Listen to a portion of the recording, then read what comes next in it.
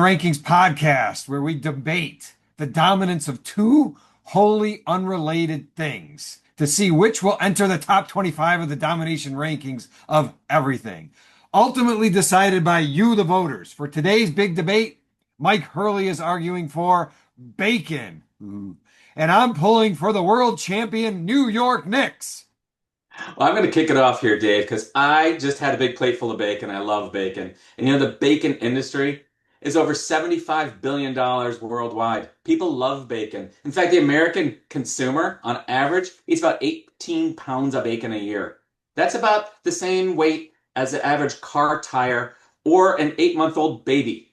That means people are eating an 8-month-old baby's worth of bacon Why is every that a good thing? That is not a good thing. Like that's on average. That would mean Right. that some people are eating like twice as much. They're eating two Yeah, kids worth of bacon. exactly. That's horrible. Bacon. I did some research on this. Bacon has what is called aromatic hydrocarbons. That's the technical way of saying it has that, unforgettable scent of colorectal cancer. Well, you might think it's bad for you, but you know what? Bacon's in all these diets, in the keto diet, paleo diet, and carnivore diet. And even there was a study out, University of North Carolina, that said, that there is this micronutrient that helps brain development in fetuses. Well, just think, Dave. Just think if your mom was eating bacon instead of smoking all those cigarettes, how well you would have turned out, right? Much, much better, but I'm betting you can get that ingredient somewhere else. Now, can we please talk about the Knicks, who had Go the ahead. greatest comeback in playoff history, and separately, the greatest comeback in finals history? They had more comebacks than Linda Lovelace. That's horrible. Well, you They know what? deserve the title of greatest comeback of all time, but they turned that title down, out of deep respect for Celine Dion. Well, I'd say the Knicks, yeah, they had a good run, but they're not dominant. They've been around for 80 years. It's their third championship. That's it. They aren't even favored to win next year. Vegas odds have got the Spurs, the Thunder, the 76ers even. And when have betting markets ever let us down, Dave? Except for maybe, Always, always. except for maybe, This team, though, this team was they had the single largest single postseason point differential in NBA history. You can't top that. The largest single postseason point differential in NBA history. They beat teams by so much that I now get excited when the differential light comes on in my car. well, I'll just say this.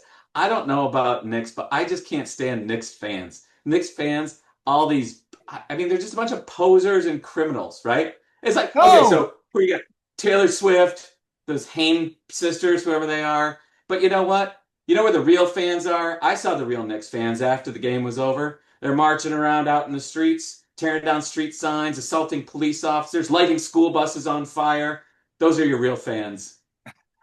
you are wrong. They have the best celebrity fans ever, ever. I mean, they bring like the city, the country together. You got Fat Joe and Timmy Chalamet coming together. Spike Lee and Donald Trump. When are they ever in the same room? 50 Cent and Taylor Swift. Like you mentioned Taylor Swift and the Haim sisters. It's because of the Knicks that I learned that they are not actually Hasidic Jews who converted to nuns. But that nothing brings New York City together more than the Knicks, except maybe socialism. You know what they did? Here's some Knicks fans for you. Elmo, little cute Elmo from the Muppets. You know what he did? He tweeted out, "We just hope both teams have fun," when the finals started. You know what they did? They marched around in the parade with Elmo's head on a pike, with a big sign that said traitor. They're psychos. Listen, the Knicks fans are brilliant. They came up with the best song for any team ever. Brilliant lyrics of go New York, go. How can you come up with anything more brilliant than that? Like, and they could have said like, do really well, New York, do really well, New York, do really no. They were smart enough to go with go New York, go. Brilliant. Now, you have not, you're shying away from your bacon because you know it's crap. Did you know it's actually cured with nitrates? The positive is if you are out and you need a quick fix, you can just cut You could just down some fertilizer, or in a pinch, suck on some lead. Hey, you know what? All I know is bacon makes everything better.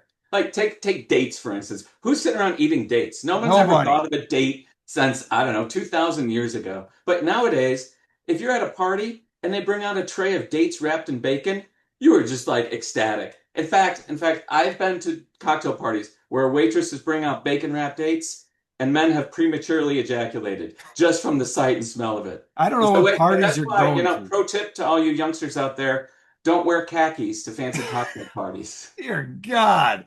I don't know what parties you're going to where they have dates and bacon wrapped together. Yeah, all right. So some people think that, bacon tastes good. And yeah, and also some people think that about cigarettes. Yeah, in fact, the cigarette company should be pissed at bacon. Bacon can lead to what? High blood pressure, high cholesterol, heart disease, and of course, cancer. Yet there's no warning on bacon. They shouldn't just have a warning on bacon. They should have like a skull and crossbones next to the Grim Reaper. The warning should be stop. Bacon is so delicious, you might get addicted to it. In fact, you can just eat bacon on your own. You don't even need it wrapped in anything. You go to a Yankees game, and for the low, low price of $10.69, you could get bacon on a stick. Who eats bacon on a stick? Like as if it's hard enough to eat. I guess maybe if you're in Yankee Stadium and you don't want the germs of Yankee Stadium. See, you wouldn't need that in Madison Square Garden. That place is clean. Yes. Yes. Yes, that's what they're known for. That's what they're Right. known for. Wasn't that where that rat was who's carrying around that big piece of pizza? That was right There there. might be evidence of that. Well, I'm going to leave you with this. I'm going to leave you with this. What about even famous people? Bacon is so good that people named their whole families after it. Henry Bacon designed the Lincoln Memorial. Sir Francis Bacon, the famous philosopher. We wouldn't have the scientific method without him. And of course, Kevin Bacon, or 40% of the movies that were made in the last 40 years wouldn't even be around without him. Yes, and he's a Knicks fan. Thank you very much. And I believe he has at one point, I don't have evidence of this, but I'm just going to believe it, that he has worn knickerbockers.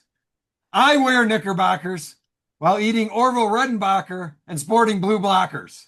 I put them on as a shocker. Man, I love those blue blockers. You cannot beat the Knicks. They're going to build a statue for OG's game-winning putback, possibly the greatest play in history. And what are they going to build for Bacon?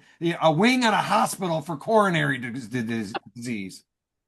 Knickerbockers. Knickerbockers is the silliest name in the world. They might as well, they're just like these trousers that like Dutch people wore in the 18th century. Like, how is that intimidating anybody? They're like, oh, hey, we got the New York Pantaloons coming to town. You And they're can't rip on striking fear the. to their opponents who don't wear pants. Like, who doesn't wear pants? What are they trying to like intimidate Winnie the Pooh and Oh, Donald Duck? Yeah. it's a unique name. It's fantastic. It's better than like all right. I think Kevin Bacon should change his name to Kevin Knickerbocker. That would be 6 degrees from Kevin Knickerbocker. All right. Last thing, you may not know this, but the Knicks swept the ESPYs.